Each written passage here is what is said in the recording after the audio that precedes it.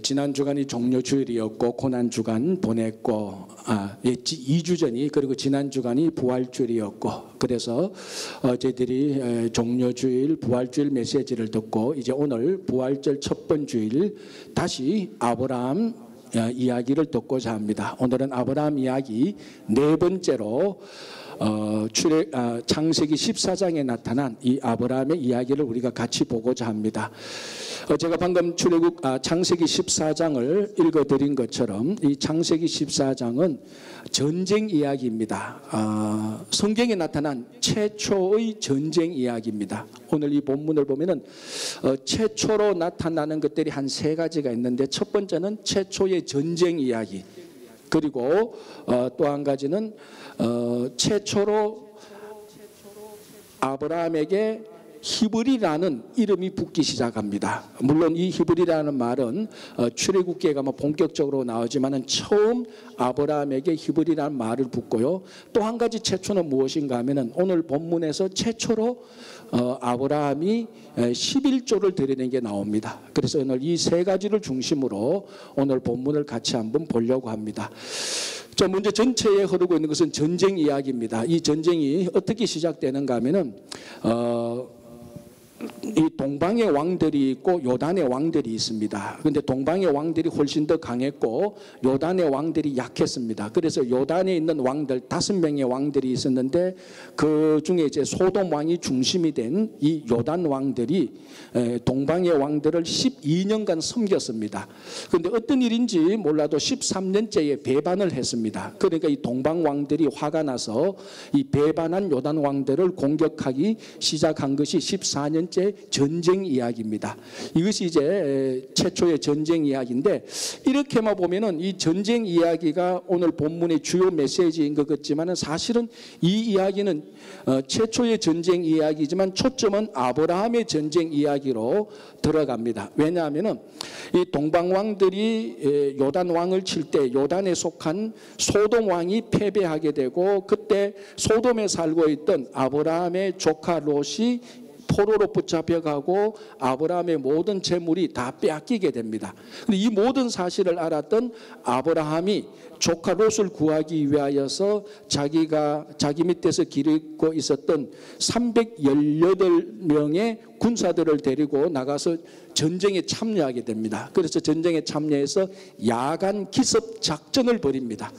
그래서 318명 데리고 야간 기습 작전에 성공해서 조카 롯도 구출하고 빼앗겼던 재물도 다시 다 찾아옵니다.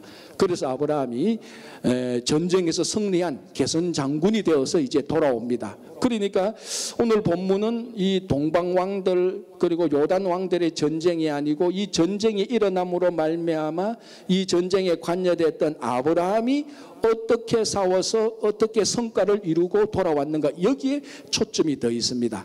그래서 아브라함이 전쟁에서 이기고 돌아오는데 멜기세덱이라는 아주 신기한 인물을 만나게 됩니다.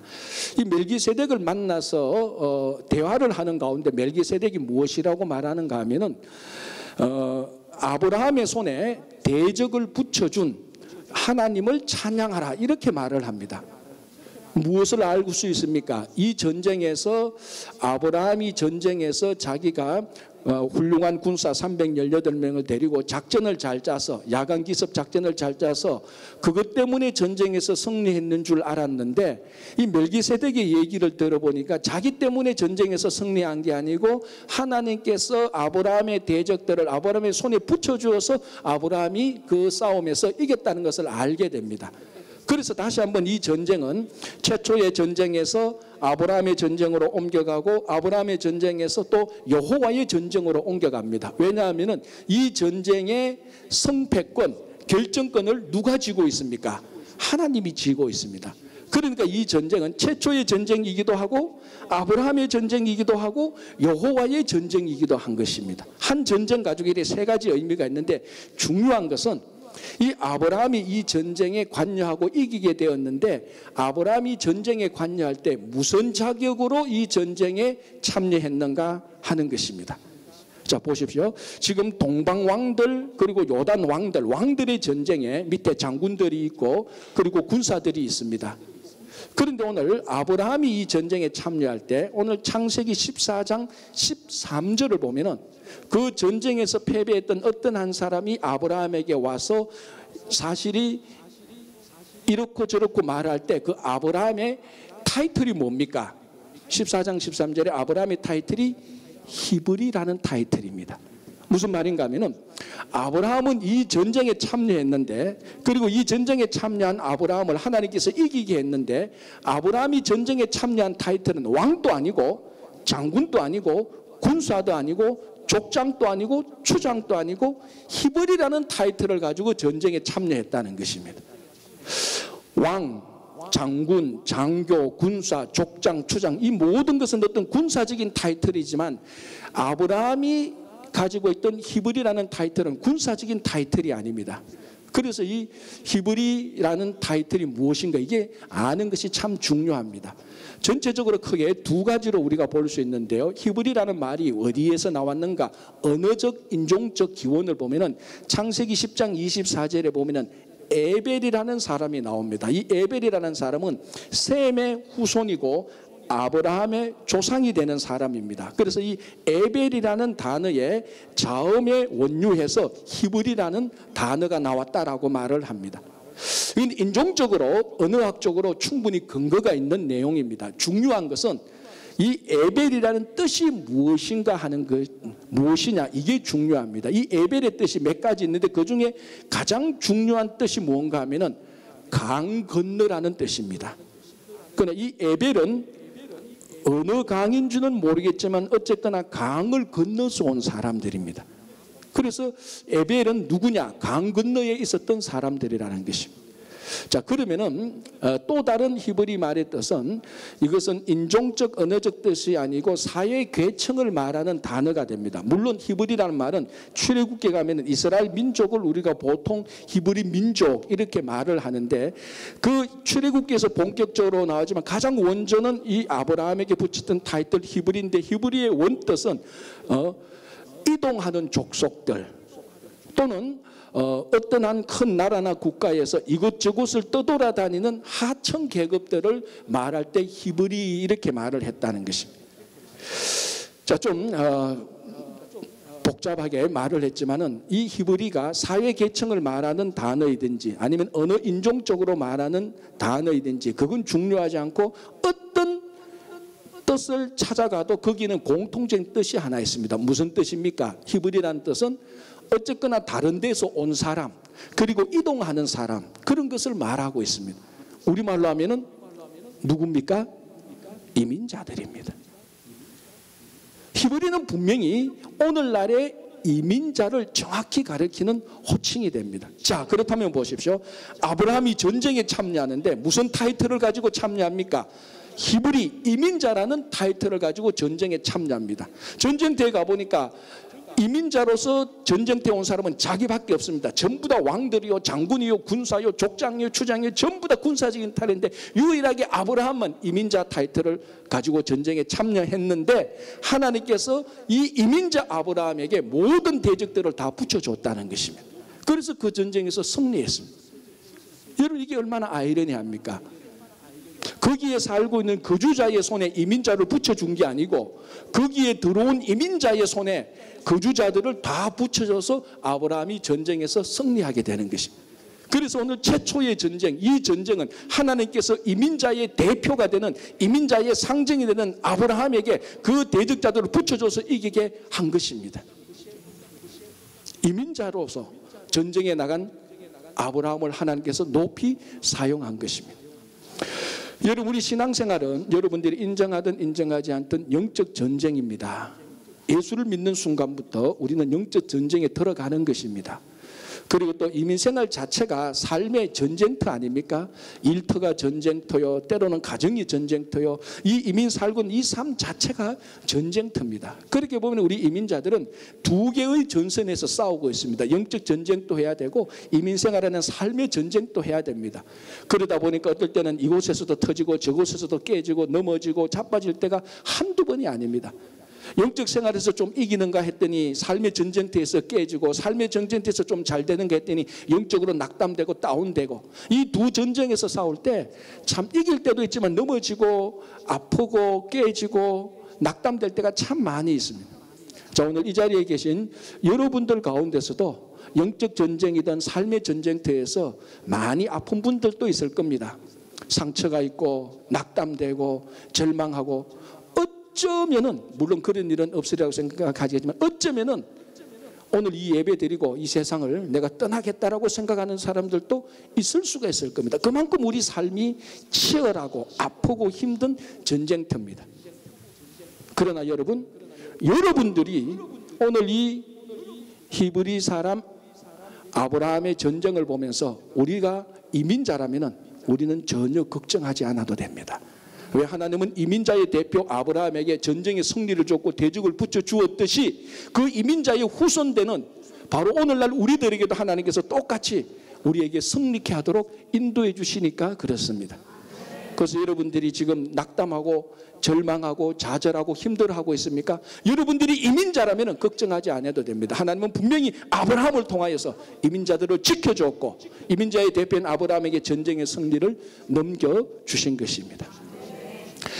자, 이렇게 전쟁에서 승리하고 돌아오는 길에 멜기세덱을 만나게 됩니다. 여기서 이제 최초의 11조를 드리는 일이 일어납니다. 멜기세덱을 만나서 아브라함이 자기가 전쟁에서 이겨서 얻었던 전리품의 10분의 1을 드리는데요. 이것이 이제 최초의 11조인데 자칫 이 말씀을 또 잘못 드리면은 이게 또 물질 문제로 이어지고 헌금 문제가 이어지기 때문에 사실은 좀 민감한 주제이기도 하지만은 이 11조를 아브라함이 멜기세덱에게 11조를 들었던 이 원리를 가만히 보면 이게 헌금과 물질의 문제가 아니고 우리 신앙생활의 삶의 원칙이 여기에 그대로 다 배어 있습니다. 자, 이 아브라함의 11조는 크게 보면 두 가지 특징이 있습니다. 첫 번째 특징은 무언가 하면요, 자원에서 드리는 예물이라는 것입니다. 우리가 보통 11조라고 말하면은 율법에 규정된 의무나 또는 명령에 의한 11조를 생각하는데, 이 아브라함이 드린 이 11조는 율법이 있기 전 최소한 한 500년 전에 아브라함이 멜기세덱에게 11조를 드렸습니다. 그러니까 율법의 의무나 율법의 규정이나 율법의 명령이나 다른 말로 하면 어떤 강요나 어떤 눈치에 의하여서 아브라함이 11조를 드린 것이 결코 아닙니다. 율법 이전에 아브라함이 자원해서 자발적으로 멜기세덱에게 10분의 1을 드린 것입니다.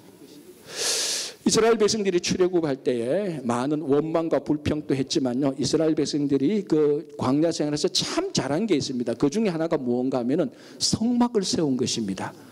여러분, 이스라엘 백성들이 광야에서 자기들만 살기도 어려운데 성막을 세웠다는 것은 정말로 참 잘한 일입니다. 그러면 성막을 세우려면 무엇이 필요합니까? 성막을 세워야 되는 머티리얼, 그 자원이 필요합니다. 그 광야에서 이스라엘 백성들이 그 자원을 어디서 마련합니까? 그런데 애굽 출애굽할 때 하나님께서 은혜를 베풀어 주셔서 애굽 사람들의 손으로부터 금, 은, 폐물, 천 이런 것들을 많이 받아서 가지고 나왔습니다. 그래서 성막을 세울 때에 이스라엘 백성들이 금, 은, 폐물, 천을 자원적으로 다 모세 앞에 갖다 놓습니다. 그리고 어떤 사람은 특별히 그 버사렐과 오홀리압 같은 사람은 자기의 재능, 그 천막을 만드는 뛰어난 기술이 있으니까 자기의 재능을 기부해서 성막을 만듭니다. 이 공통점이 뭔가 하면은 금을 내든 은을 내든 천을 내든 재능을 내든 아무도 의무로 규정하지 않았고 강요하지 않았습니다. 그 광야에 있던 이스라엘 백성들이 다 자원해서 그 머티리얼 물질 자원을 내서 성막을 완성합니다. 자, 이것이 나중에 어디에서 완성되는가 하면은 당연히 성막은 예루살렘 성전에서 완성되는데, 예루살렘 성전은 물론 솔로몬 왕이 세우지만 솔로몬 왕이 성전을 세우기 위해서 다윗 왕이 그 모든 그 자원들을 다 준비해 놓습니다.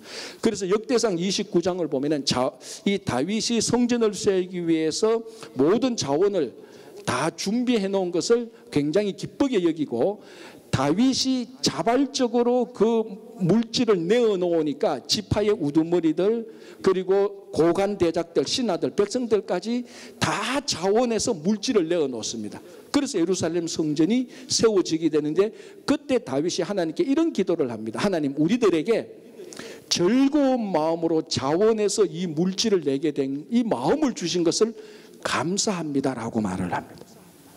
자, 여러분 한번 생각해 보십시오. 광야에서 성막을 세웠다, 보통 일이 아니죠. 그리고 그 최초의 성전을 세웠습니다. 이거 보통 일이 아닙니다. 그런데 성막을 세울 때나 성전을 세울 때 여러분 성경을 한번 읽어보시면 아시겠지만 어떤 갈등과 다툼과 싸움이 없습니다. 성막을 세우고 성전을 세울 때요, 지파별로 나와서 싸우거나 갈등하지 않습니다. 성막과 성전 세울 때 기쁨과 즐거움과 만족함이 있고요, 다 성막과 성전을 세우고 하나님께 봉헌할 때 하나님의 영광이 가득 찼습니다. 그 중요한 이유가 뭔 줄 아십니까? 그 모든 머티리얼, 물질들을 이스라엘 백성들이 자원해서 드렸기 때문에 그렇습니다. 그게는 항상 만족과 기쁨과 즐거움이 있는 것입니다. 이것이 11조의 원리이기도 하고 헌금의 원리이기도 하지만 더 중요한 것은 우리 신앙의 원리이기도 합니다. 우리가 봉사하고 그리고 섬길 때 의무나 누구의 강요가 아니고 누구의 눈치를 봐서 누구에게 잘 보이려고 사람들한테 인기를 얻으려고 봉사하고 섬기는 것이 아니고 정말 자원해서 우리가 섬기고 봉사할 때 거기는 어떤 갈등이나 싸움이 있지 않고 만족과 기쁨이 넘치게 되는 것입니다. 자, 이 아브라함의 11조, 최초의 11조의 두 번째 원칙은 뭔가 하면요, 아브라함이 하나님으로부터 더 많이 얻으려고 10분의 1을 드린 것이 아닙니다. 우리가 보통 가끔 어떤 분들은 이런 얘기도 합니다. 하나님께 더 많이 받으려면 많이 받으려는 것만큼 먼저 내봐, 이렇게 말을 합니다. 이 말이 틀린 것은 아닙니다. 그러나 오늘 아브라함이 10분의 1을 하나님께 드린 것은 아브라함이 하나님으로부터 더 많이 받으려고, 우리가 흔히 말하듯이 축복을 더 많이 얻어내려고 10분의 1을 드린 게 아닙니다. 아브라함은 하나님으로부터 먼저 받았기 때문에 거기에 감사해서 10분의 1을 드린 것입니다. 다시 말하자면 아브라함이 드린 예물은 전혀 투자성의 목적이 없습니다. 우리가 하나님으로부터 많이 받으려고 내는 것은 투자성이 있는 헌금일 수도 있습니다. 그러나 아브라함이 드린 것은 투자용이 전혀 아닙니다. 하나님께서 무엇을 더 받으려고 하는 것이 아니고 내가 정말 하나님한테 받았기 때문에, 내가 오늘 이 전쟁에서 이긴 것을 알고 보니까 내가 잘해서 이긴 것이 아니고 하나님께서 대적을 내 손에 붙여주어서 이겼기 때문에 그것 감사해서 하나님께 멜기세덱을 통하여서 10분의 1을 드린 것이 되는 것입니다. 다시 한번 성전을 건축할 때 역대상 29장에 다윗이 자원에서 물질을 내어놓으면서 무엇이라고 기도하는가 하면요, 이 모든 것이 주로부터 왔으니 다시 주님께 돌려드립니다, 이렇게 기도를 합니다. 참 감사한 기도죠. 여러분, 우리 욥기를 한번 보십시오. 욥기 1장을 보면 여러분 잘 아시다시피 욥이 하루아침에 모든 걸 다 잃습니다. 자기 아내 빼고 다 잃어버립니다. 아내와 자기 건강 빼고는 다 잃어버리죠. 욥이 동방 최고의 부자였는데 그 모든 재산을 하루아침에 다 잃어버립니다. 엄청난 소와 양이 다 죽고요, 자기 종들이 다 죽고요, 자기 아들 딸이 하루아침에 다 죽어버립니다. 이 엄청난 충격이고 엄청난 고난이죠.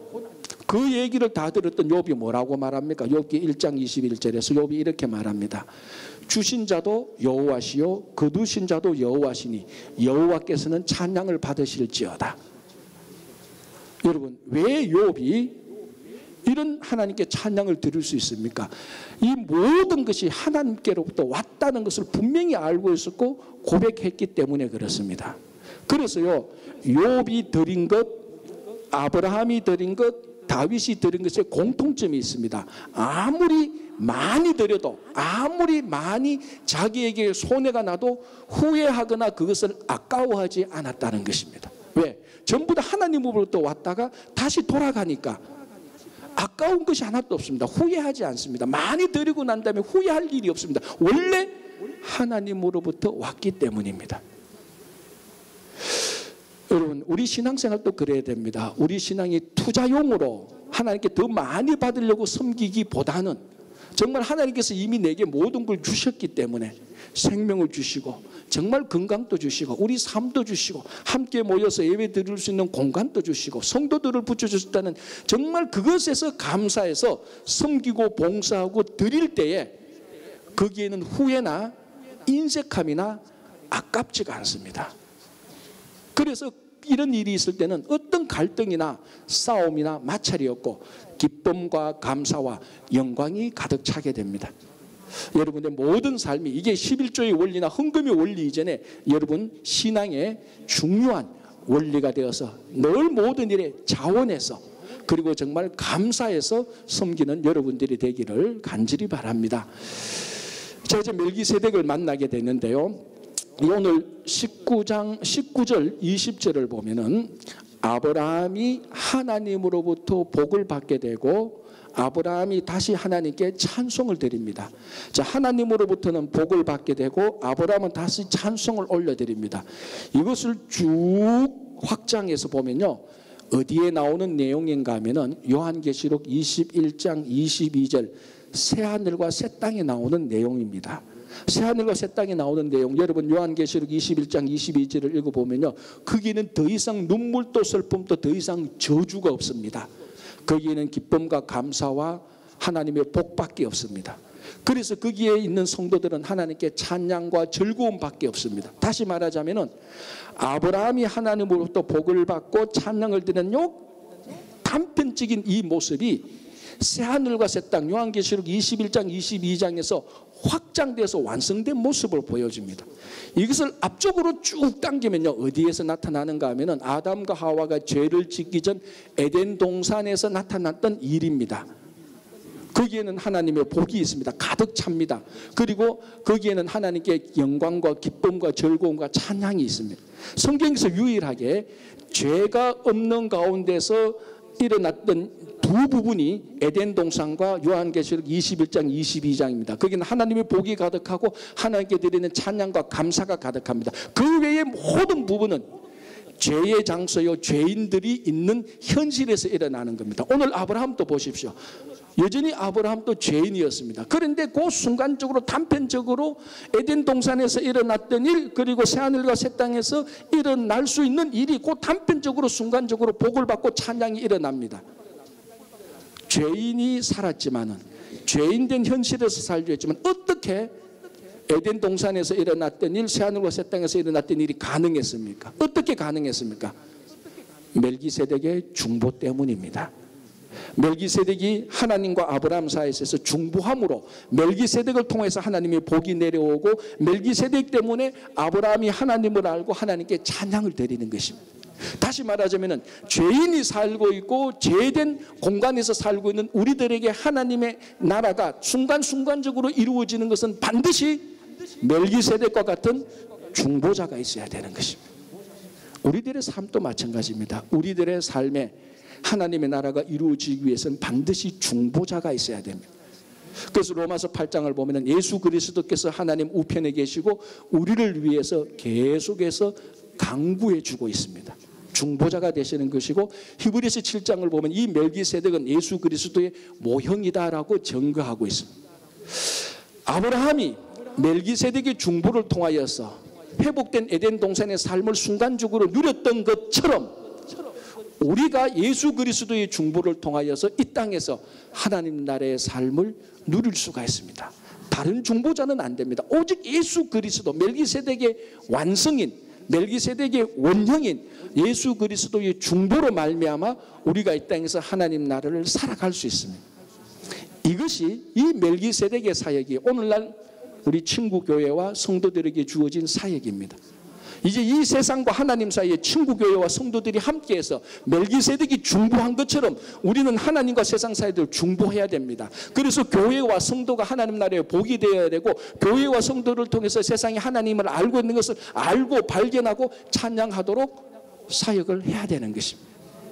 멜기세덱 때문에 아브라함이 새하늘과 새 땅을 누렸듯이 지금 이 시대에 우리가 예수님 때문에 새하늘과 새 땅을 누리고, 또 이 시대에 세상의 많은 사람들이 우리 친구교회와 성도들의 중보 때문에 하나님 나라를 누릴 수 있도록 저희들이 계속해서 사역하고 기도해야 되는 것입니다.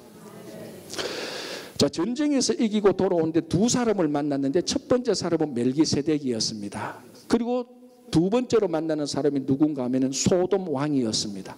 소돔 왕이 전쟁에서 이기고 있는 그 아브라함을 환영하면서 이렇게 말합니다. 사람들은 내게 보내고 물건들은 너가 가져라, 이렇게 말합니다. 무슨 말인가 하면은 아브라함이 318명을 데리고 전쟁에서 나갔는데 분명히 이 318명이 어떤 이유든지 간에 소돔 왕하고 연관이 있었습니다. 그래서 이 소돔 왕이 이제 전쟁 끝났으니까 318명을 내게 뭐 귀속시키라, 아니면 다시 뭐 어떻게 내게 돌려보내라, 어떤 이유든지 그렇게 말을 했습니다. 중요한 건 이게 중요한 게 아니고 소돔 왕이 말합니다. 사람은 내게 돌려보내되 전리품은 너가 수고했으니까 이 전리품 너가 그냥 그대로 가져가라고 말합니다. 그런데 아브라함이 그 전리품을 그 자리에서 거절합니다. 왜 거절합니까? 나중에 소돔 왕이 아브라함이 잘 먹고 잘 사는 것은 소돔 왕이 그때 전리품을 주어서 소돔 왕 때문에 아브라함이 잘 산다, 이 소리를 듣기 싫어서, 이 소리 안 들으려고 아브라함이 그 전리품을 거절합니다. 무슨 말인가 하면은 아브라함이 풍성하게 살고 아브라함이 잘 사는 것은 소돔 왕이 전리품을 주어서 잘 사는 게 아니고 하나님께서 복을 주셨기 때문에 잘 사는 것입니다. 이미 아브라함은 멜기세덱을 통해서 하나님께 복을 받고 하나님을 찬양하는 삶, 그 삶에 만족하고 있습니다. 충분합니다. 이제 더 이상 뭐 누가 물건을 더 준다고 해서 그 물건 때문에 아브라함의 삶이 흔들리지 않습니다. 물론 물건을 더 주면 나쁘지는 않죠. 그러나 이 물건을 더 안 준다 할지라도 아브라함은 충분히 만족하고 풍성한 삶을 살 수 있습니다. 하나님께서 복 주신 것, 그리고 하나님께 찬양하는 삶, 이 자체가 충분합니다. 풍성한 삶입니다. 소돔 왕이 굳이 전리품을 주든 안 주든 아브라함은 충분히 살 수 있습니다. 그래서 그 자리에서 거절할 수 있을 거예요. 또 하나는 뭡니까? 정말 아브라함이 잘 사는 것은 하나님께서 복을 주셨고, 그래서 하나님께서 복을 주셔서 풍성한 삶을 산다는 것을 영광을 돌리는데, 나중에 소돔 왕이 그 전리품을 줘서 소돔 왕 때문에 잘 산다고 말한다면은 하나님의 명예와 하나님의 영광이 가리워지는 것입니다. 그래서 아브라함은 하나님의 영광이 가려지고 하나님 때문에 잘 사는데 소돔 왕이 전리품 줘서 잘 산다, 그 소리를 듣기 싫어서, 다시 말하자면 하나님의 영광이, 하나님의 명예가 손상당하는 것을 보기 싫어서 전리품을 그 자리에서 거절했던 것입니다. 아브라함은 하나님의 영광이 더 중요했습니다. 하나님의 명예가 더 중요했습니다. 그 전리품보다. 이게 참 쉽지 않잖아요. 여러분, 전쟁에서 이긴 전리품의 양은 결코 적은 양이 아닙니다. 그 중에는 귀중한 보석도 있고 정말 같이 나가는 것들이 많이 있습니다. 그러나 아브라함은 두 번 생각하지 않고 고민하지 않고 하나님의 영광의 손색이, 하나님의 영광의 손상이 되는 것을 보기 싫어서 그 자리에서 전리품을 거절해 버렸습니다. 자, 우리가 삶을 살아갈 때 정말로 우리가 하나님과의 올바른 관계를 맺는다면 우리는 이 하나님과의 관계에서만, 하나님께서 주시는 복으로만, 하나님께 찬양을 드리고 하나님을 기뻐하는 것으로만 우리의 삶은 이미 풍성한 삶이 됩니다. 충분합니다. 정말로. 그래서 세상이 우리들에게 어떤 조건을 걸고 단서를 걸고 주는 전리품이 없어도 됩니다. 그 전리품을 받았다가 그 전리품에 얽매여서, 세상에 얽매여서 하나님의 영광을 손상시키는 것보다 정말 하나님과 올바른 관계를 맺어서 하나님께서 주시는 복이 많든 적든 그 안에서 만족을 누리고 하나님께 영광을 돌리며 찬양을 올리는 그 삶이 정말로 기쁘고 즐겁다면 세상이 어떤 조건을 걸어도 우리는 그것을 한순간에 과감하게 거절할 수 있습니다. 이게 신앙의 지조죠. 아브라함이 바로 오늘 그렇게 해서 소돔 왕의 전리품을, 물질을 그 제한하는 것을 물리쳤습니다. 우리 이민생활 하면서 지난 한 주간에도 이 물질을 벌어들이기 위해서 참 수고했습니다. 물질이 나쁜 것은 아닙니다. 우리가 수고해서 물질을 벌어들여야 됩니다. 그러나 이 물질 때문에 하나님의 영광을 가려서는 안 됩니다. 이 물질에 얽매여서 하나님의 명예에 손상을 끼쳐서는 안 됩니다. 우리가 정말로 더 중요한 것은 하나님께서 주신 복에 만족하고 하나님께 찬양하며 감사하며 살아갈 때 그 풍성한 삶으로 여러분들이 정말 이 세상을 넉넉히 이기는 여러분 되기를 간절히 바랍니다.